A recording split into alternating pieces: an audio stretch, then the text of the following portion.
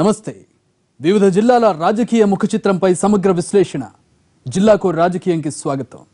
సిక్కోలు రాజకీయం చిత్ర విచిత్రంగా మారిపోతోంది. 7 స్థానాలు గెలుచుకుని తర్వాత ఓ వైసీపీ ఎమ్మెల్యేని సైకిల్ ఎక్కించిన అంతర్గత కుమ్ములాటలతో సతమతమవుతోంది టీడీపీ. ఓ ఎమ్మెల్యే చేజారిపోవడంతో పార్టీని బలోపేతం చేసే ప్రయత్నాల్లో ఉన్న ఆశించిన స్థాయిలో నెగ్గుకు రాలేకపోతోంది వైసీపీ. నవ్యాంధ్రలో 3 ఏళ్ల తర్వాత కలగా పులగంగానే ఉంది శ్రీకాకుళం రాజకీయం.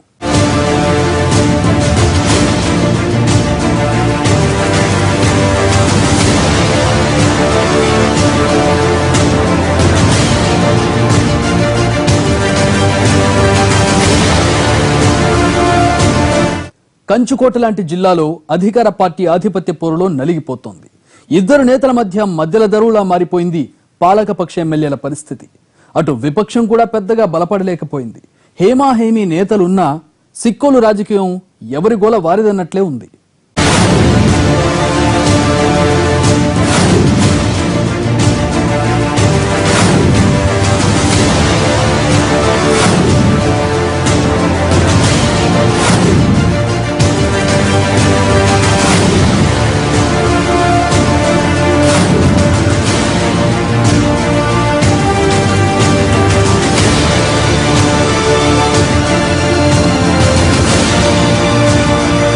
ఉత్తరాంధ్రలో కీలకమైన శ్రీకాకుళం జిల్లాలో ప్రస్తుతం రాజకీయ పరిస్థితులు ఎలా ఉన్నాయి? 2014 సార్వత్రిక ఎన్నికల తర్వాత అధికార టీడీపీ, వైఎస్ఆర్ కాంగ్రెస్ పార్టీలో రాజకీయ సమీకరణలు ఎలా మారాయి? ఏ పార్టీ వాదన ఎలా ఉంది? టీడీపీకి మొదటి నుంచి పట్టున్న శ్రీకాకుళం జిల్లాలో 2014 ఎన్నికల్లోనూ సైకిల్ హవానే నడిచింది. పార్టీ రాష్ట్ర అధ్యక్షుడు, కేబినెట్ లో కీలక మంత్రి, ప్రభుత్వ విప్ అంతా సిక్కోలు నుంచి ప్రాతినిధ్యం వహిస్తున్నవారే. శ్రీకాకుళం నాయకత్వానికి పార్టీలో, ప్రభుత్వంలో పెద్దపీట వేసింది టీడీపీ అధినాయకత్వం. సిక్కోలులోని 10 నియోజకవర్గాల్లో 7 స్థానాలు టీడీపీనే గెలుచుకుంది. గట్టి పోటీనిచ్చిన వైసీపీ 3 స్థానాల్లో పాగా వేసింది. పాతపట్నం, పాలకొండ, రాజాం నియోజకవర్గాలు వైసీపీ దక్కితే మిగిలిన చోట్ల పసుపు జెండా ఎగిరేసింది.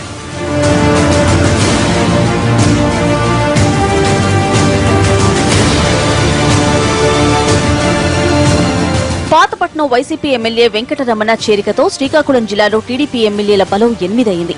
పార్టీ అధికారంలో ఉండడం, జిల్లాలో సింహభాగం ప్రాతినిధ్యం తమదే కావడంతో మరింత బలపడాల్సిన టీడీపీ కలహాల కాపురంలో మారిపోయింది. ఓవైపు టీడీపీ రాష్ట్ర అధ్యక్షుడిగా ఉన్న కళా వెంకటరావు, మరోవైపు కేబినెట్ లో కీలకంగా ఉన్న మంత్రి అచ్చెన్నాయుడు అధినేత ముందు కలిసి పనిచేస్తామని తలూపుతున్నా జిల్లాలో మాత్రం ఇద్దరి మధ్య పూడ్చలేనంత అఘాతం ఉంది. పార్టీలో ఏ కార్యకర్తని కదిపినా ఇదే అసంతృప్తి.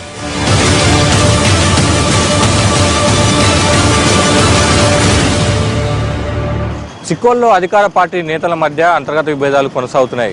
గ్రూప్ రాజకీయాలు చేయడంతో ఎవరికి వారు తమ ఆధిపత్యాన్ని చాటుకునేందుకు ప్రయత్నిస్తున్నారు. దీంతో పార్టీపై ఎలాంటి ప్రభావం చూపుతున్న ఆందోళన పార్టీ కార్యకర్తల్లో వ్యక్తమవుతుంది. ఒకప్పుడు జిల్లా రాజకీయాల్లో చక్రం తిప్పిన ఎర్రన్నాయుడు మరణం తర్వాత ఆయన సోదరుడు అచ్చెన్నాయుడు పార్టీపై తనదైన ముద్ర కోసం ప్రయత్నిస్తున్నారు. అటు ఏపీ టీడీపీకి అధ్యక్షుడిగా ఉన్న కళా వెంకటరావు ఇంట గెలిచి రచ్చ గెలవాలన్నట్లు పట్టుకోసం పట్టుదలతో ఉన్నారు. దూకుడు ప్రదర్శించే నేతగా పేరున్న అచ్చెన్నాయుడు అసెంబ్లీలో అధికార పక్షానికి ప్లస్ అవుతున్నా సొంత జిల్లాలో మాత్రం ఆయన తీరు చర్చనీయాంశమవుతోంది.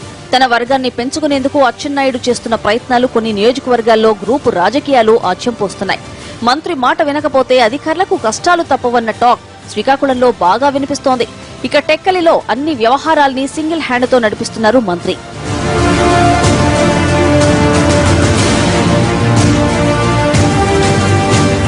తండ్రి రాజకీయ వారసత్వాన్ని అందుకుని ఎంపీగా గెలిచిన ఎర్రన్నాయుడు కుమారుడు రామ్మోహన్ నాయుడు తన పని తాను చేసుకుపోతున్నారు.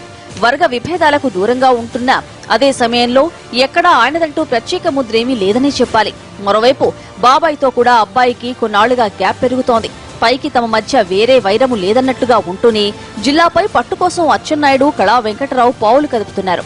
ఇద్దరు జిల్లాలో గ్రూప్ రాజకీయాల్ని ప్రోత్సహిస్తున్నారు.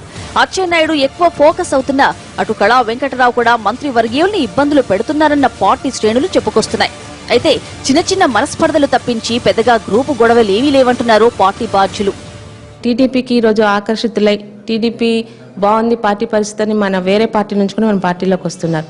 కొత్త వాళ్ళని కలుపుకుంటూ పాత వాళ్ళని కూడా ఆ టైంలోని వాళ్ళకి ఇబ్బంది కలగకుండా చూసుకున్న దగ్గర అక్కడక్కడ చిన్న చిన్న ఇబ్బందులు ఎదురవుతున్నాయి తప్పించి పూర్తి కోఆపరేషన్ అందిస్తున్నారు. ఏ విషయమైనా సమన్వయ కమిటీలో ఖచ్చితంగా అందరు చర్చించి వాటిని మళ్ళీ ప్రభుత్వం ముందుకు పంపించడం జరుగుతుంది. సో సమన్వయంకి సంబంధించి జిల్లా అందరం ఒకే మాట మీద ముందుకు వెళ్తున్న నమ్మకం ఉందండి. ఇద్దరితో గొడవెందుకని మిగిలిన టీడీపీ ఎమ్మెల్యేలు ఎలాగోలా బ్యాలెన్స్ చేస్తూ వస్తున్నారు. ప్రభుత్వ విప్గా ఉన్న కూన రవికుమార్ రెండు వర్గాలతో సమాన దూరం పాటిస్తూ అదే సమయంలో ఇద్దరితో సన్నిహితంగానే మెలుగుతున్నారు. బయటికి సఖ్యంగానే కనిపిస్తున్న సీనియర్ లీడర్ గౌతు శ్యాంసుందర్ శివాజీ మంత్రి మధ్య కూడా అంత సఖ్యత లేదు. ఇక నియోజకవర్గాల్లో గ్రూపు గొడవలకు తోడు కొన్ని చోట్ల అధికార పార్టీ ఎమ్మెల్యేల తీరు వివాదాస్పదమవుతోంది. ఫిరాయింపు ఎమ్మెల్యే సహా 8 మంది ఎమ్మెల్యేలున్నా 2-3 మినహాయించి మిగిలిన వారిపై ప్రజల్లో అంత సానుకూల అభిప్రాయం కనిపించడం లేదు. ఈవెన్ దెన్ స్థానికంగా అంటే మొన్న తెలుగుదేశం పార్టీ పరంగా పనిచేసిన వాళ్ళు కలమట రమణ రాకతోని ఎక్కువ మంది అడ్జస్ట్ అయిపోయారు. కానీ చిన్న ఉన్నవి అది కూడా మేము గెట్టాన్ని అవ్వగలం. ఎందుకంటే కలమట రమణ తాలూకా బ్యాక్గ్రౌండ్ అంటే తెలుగుదేశందే కాబట్టి ఆ పరిస్థితి మా జిల్లాలో ఉత్పన్నం కాలేదు. ఇంకా ఎక్కడైతే అందరూ మేము పాత వాళ్ళమే. గత ఎన్నికల్లో టీడీపీ నుంచి అత్యధిక మెజారిటీతో గెలిచిన ఇచ్చాపురం ఎమ్మెల్యే అశోక్ కుమార్ ఆరోపణలో చిక్కుకుంటున్నారు. పార్టీ నేతలతో సయోధ్య లేకపోవడం ఓ సమస్య అయితే ఆయన తండ్రి పెత్తనం చెలాయిస్తున్నారన్న విమర్శలు ఉన్నాయి. ఇక పలాస నియోజకవర్గం నుంచి గెలిచిన టీడీపీ ఎమ్మెల్యే గౌతు శ్యాంసుందర్ శివాజీకి గ్రూపు రాజకీయాలు తలనొప్పిగా మారాయి. ఎమ్మెల్యే అల్లుడు వెంకయ్య చౌదరి ఉరఫ్ వీసీ పేరు జనం నోళ్లలో బాగా నాన్నుతోంది. పలాస మున్సిపాలిటీలో ఎమ్మెల్యే అల్లుడి జోక్యం పార్టీలో కొత్త వివాదాలకు కారణమవుతోంది.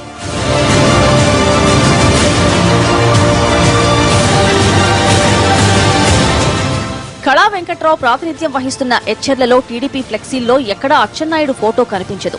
ప్రభుత్వ విప్గా ఉన్న కూన రవికుమార్ ఆముదాల వలసలో తన సామాజిక వర్గంలో బలమైన నేతగా ఎదిగే ప్రయత్నాలు ఉన్నారు. రెండు వర్గాల మధ్య ఎక్కడా ఎక్స్పోజ్ కాకుండా లౌక్యంగా వ్యవహరిస్తుంటారనే పేరుందాయనకి. వైసీపీ నుంచి టీడీపీలోకొచ్చిన పాతపట్నం ఎమ్మెల్యే కలమట వెంకటరమణ కొత్త చోట ఇంకా పూర్తిగా సెట్ కాలేదని చెప్పాలి. నియోజకవర్గంలో పాత కొత్త వర్గాల మధ్య గ్యాప్ పెరుగుతోంది. ఎమ్మెల్యేతో టీడీపీ క్యాడర్ మనస్ఫూర్తిగా కలవలేకపోతోంది. దీనికి తోడు ఇసుక వ్యవహారాల్లో వంశధార ప్రాజెక్టు పనుల్లో ఎమ్మెల్యే జోక్యం ఆరోపణలకు తావిస్తోంది. తాజాగా సీనియర్ నేత శత్రుచర్లకి ఎమ్మెల్సీ పదవి ఇవ్వడంతో పాతపట్నం రాజకీయం మరింత ఆసక్తి రేపుతోంది.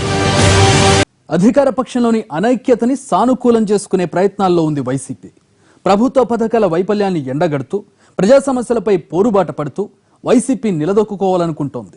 పార్టీ పగ్గాలు మహిళా నేత చేతుల్లో ఉన్న ధర్మాన సోదరుల చుట్టే తిరుగుతోంది వైసీపీ రాజకీయం.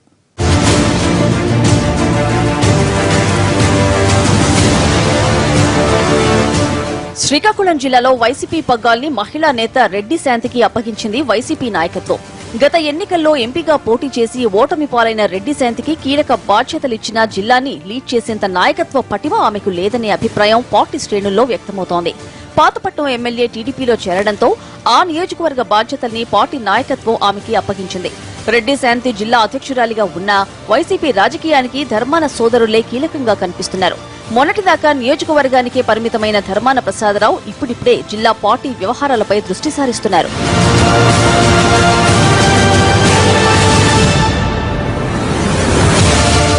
శ్రీకాకుళంలో అధికార పార్టీపై వ్యతిరేకతే తనకు కలిసొస్తోందన్న అంచనాతో ఉన్నారు ధర్మాన ప్రసాదరావు. ఆయన సోదరుడు ధర్మాన కృష్ణదాస్ నర్సన్నపేటలో పార్టీ బలోపేతంపై దృష్టి పెట్టారు. టీడీపీ ఎమ్మెల్యే బగ్గు రమణమూర్తి అంతగా రాణించలేకపోవడం కృష్ణదాస్ కి కలిసొచ్చే అంశం. పాలకొండ వైసీపీ ఎమ్మెల్యే కళావతికి ప్రజల్లో మంచి పేరే ఉంది. ఎమ్మెల్యే అందుబాటులో ఉంటారన్న అభిప్రాయం ప్రజల్లో ఉంది. రాజాన్లో మాత్రం పార్టీ పరిస్థితి రివర్స్ లో ఉంది. వైసీపీ ఎమ్మెల్యే కంబాల జోగులు అంతగా రాణించలేకపోతున్నారు. ఆయన నాయకత్వంతో పార్టీ బలహీనపడుతోందని వైసీపీ శ్రేణులు ఆందోళన చెందుతున్నాయి. అయితే ప్రభుత్వ వ్యతిరేకత వచ్చే ఎన్నికల నాటికి కలిసొస్తోందని ధీమాతో ఉంది వైసీపీ నాయకత్వం. ఖచ్చితంగా అందరం కలిసి పనిచేయడం జరుగుతుంది. 10 సీట్లు గెలుచుకునే ప్రయత్నంలోనే అందరం కలిసికట్టుగా పనిచేస్తాం. ఇందులోనే ఏ చిన్న వైషమ్యాలు కూడా మాలో లేవు. ఒక క్లారిటీ ఉంది. మాకు నాయకుడు జగన్మోహన్ రెడ్డి అంతే. అతని నాయకత్వంలో ఏదైతే రాజశేఖర రెడ్డి ఆశయ సాధన కోసం ఆయన పనిచేస్తున్నారో అదే కాన్సెప్ట్తో ఇవాళ టీం అంతా కలిసికట్టుగా ఉన్నాం. ఆయన నాయకత్వంలో సిన్సియర్గా పనిచేసి మొత్తం సీట్లు గెలిచేదానికే ప్రయత్నం జరుగుతుంది.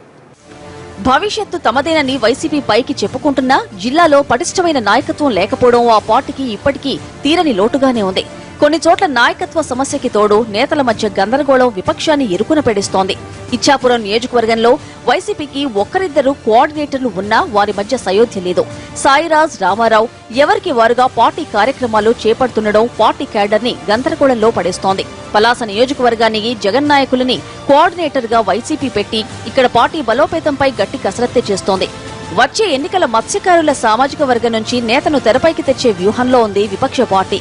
మంత్రి ప్రాతినిధ్యం వహిస్తున్న టెక్కలిలో వైసీపీ అంతగా నెగ్గుకు రాలేకపోతోంది. సార్వత్రిక ఎన్నికల్లో పోటీ చేసిన దువ్వాడ శ్రీనివాస్ ని బాధ్యతల నుంచి తప్పించడంతో ఆయన సైలెంట్ అయిపోయారు. ప్రస్తుతం తిలక్ పార్టీ కోఆర్డినేటర్ గా ఉన్నారు. ప్రతి విషయాన్ని కూడా కూర్చొని జిల్లా అధ్యక్షుని కానీ జిల్లా ఇన్ఛార్జి అధ్యక్షుని కానీ కూర్చొని ప్రతిదీ డిస్కస్ చేసుకుని జరుగుతున్నాయి. ఎటువంటి ఆస్కారాలు అలాంటికి అవకాశమే లేదు ఈ జిల్లాలో. ఎందుకంటే వాళ్ళకి బాగా అనుభవం ఉన్న నాయకులు, సీనియర్ నాయకులు, గతంలో ఉన్న మంత్రులుగా చేసిన వాళ్ళు సీతారాం గారు కానీ ప్రసాద్ గారు కానీ అలాగే కృష్ణదాస్ గారు కానీ 3 పర్యాలు శాసనసభకు ఎన్నికైన వాళ్ళు, అలాగే రెడ్డి శాంతి గారు బలమైన కుటుంబానికి చెందిన రాజకీయ కుటుంబానికి చెందిన వాళ్ళు, రాజకీయాల విషయాలపై పూర్తి అవగాహన ఉన్నవాళ్ళు. వాళ్ళ నాయకత్వంలో అంతమంది గవర్నర్లు కానీ అభ్యర్థులు కానీ పూర్తి స్థాయిలో కలిసి పనిచేస్తున్నారు. స్థానిక సమస్యలపై గట్టిగా గొంతెత్తే అవకాశమున్నా ఆందోళన కార్యక్రమాలు చేపట్టేందుకు క్యాడర్ ని పూర్తి స్థాయిలో సమాయత్తం చేయలేకపోతోంది విపక్ష పార్టీ. ఉద్దానం కిడ్నీ బాధితులు, వంశధార నిర్వాసితుల్లాంటి అంశాలు కలిసొచ్చినా పార్టీ వాటిని అందుకోలేకపోయిందన్న అసంతృప్తి వైసీపీ శ్రేణుల్లో ఉంది. నియోజకవర్గాల వారీగా బలమైన నాయకత్వాన్ని తయారు చేసుకోవడం విపక్షం ముందున్న పెద్ద సవాల్. సంక్షేమ పథకాలు పూర్తి స్థాయిలో లబ్ధిదారులకు చేరడం లేదు. ప్రభుత్వం ఎన్ని చేస్తున్నా క్షేత్రస్థాయిలో ఫలాలివ్వడం లేదన్న అసంతృప్తి శ్రీకాకుళం పల్లెసీమల్లో కనిపిస్తోంది. మరీ ముఖ్యంగా రాజకీయ కేంద్రాలుగా మారిపోయిన జన్మభూమి కమిటీలపై ప్రజల్లోనే కాదు పార్టీ నేతల్లోనూ అసంతృప్తి ఉంది. కొన్ని కీలక సమస్యల విషయంలో చేయాల్సింది చాలా ఉందని అధికార పక్ష నేతలే అంగీకరిస్తున్నారు.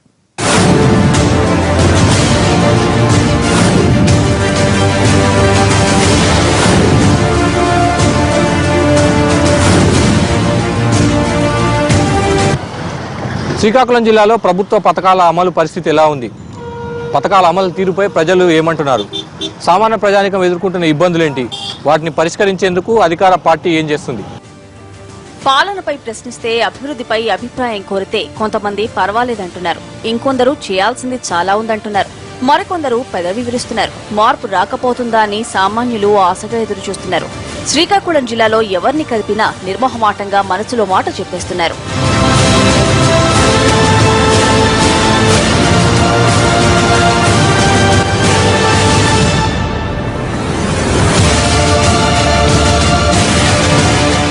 ప్రజాప్రతినిధుల చొరవను బట్టి అధికారుల స్పందన మీద ఆధారపడి జిల్లాలో సంక్షేమ పథకాల ఫలాలపై ప్రతిస్పందన కనిపిస్తోంది. ప్రభుత్వ పథకాల్ని ప్రజల్లోకి తీసుకెళ్లేందుకు లబ్ధిదారుల ఎంపిక బాధ్యత స్వీకరించేందుకు ప్రభుత్వం ఏర్పాటు చేసిన జన్మభూమి కమిటీలపై చాలా చోట్ల తీవ్ర వ్యతిరేకత కనిపిస్తోంది. జన్మభూమి కమిటీలే పెద్ద సమస్యగా మారాయని, వ్యక్తిగత లాభాపేక్షకి తోడు కక్ష సాధింపు చర్యలకు దిగుతున్నాయని సామాన్యుడు ఘోషిస్తున్నాడు. జన్మభూమి కమిటీ అంటే కలెక్టర్ కంటే ఎక్కువ అధికారాలు ఉన్నాయి. ఏది చేసినా వాళ్ళ ఇష్టం మీద జరుగుతుంది. జన్మభూమి కమిటీ అంత మొత్తం నడుపుతుంది కూడా జన్మభూమి కమిటీ. వాళ్ళకి అవులు వ్యతిరేకంగా ఉంటే వాళ్ళకి ఇబ్బందే. వాళ్ళకి అవులకి ఇవ్వాలో ఏటి ఇవ్వాలో వాళ్ళకి ఇస్తున్నారు. గ్యాసుల నుండి అన్ని వాళ్ళకి ఇస్తున్నారు. గ్రామాల్లో ద్వితీయ శ్రేణి నాయకుల మాటే చెల్లుబాటవుతోంది. అధికారులు కూడా నోరు మెదపలేని పరిస్థితి. మితిమీరిన రాజకీయ జోక్యంతో అర్హులకు పూర్తి స్థాయిలో పెన్షన్లు అందడం లేదు. ప్రభుత్వం అధికారంలోకి వచ్చి 3 ఏళ్లవుతున్నా హౌసింగ్ స్కీమ్ పూర్తి స్థాయిలో అమలు కాకపోవడంపై ప్రజల్లో అసంతృప్తి ఉంది. లేదండి, అసలు ఏం రావట్లేదు. మత్స్యకారులకు ఇది ఇస్తాము అది ఇస్తాము, ఏటకి వెళ్ళకండి, మీకు ఇది చూపిస్తాము, బరస్ చూపిస్తాము, అవి ఇస్తామన్నారు కానీ అసలు ఏం కూడా లేవు. ఏమంటే మత్స్యకారులు మా పిల్లలు మా కుటుంబం అని అంటారు కానీ అసలు ఏం లేవు.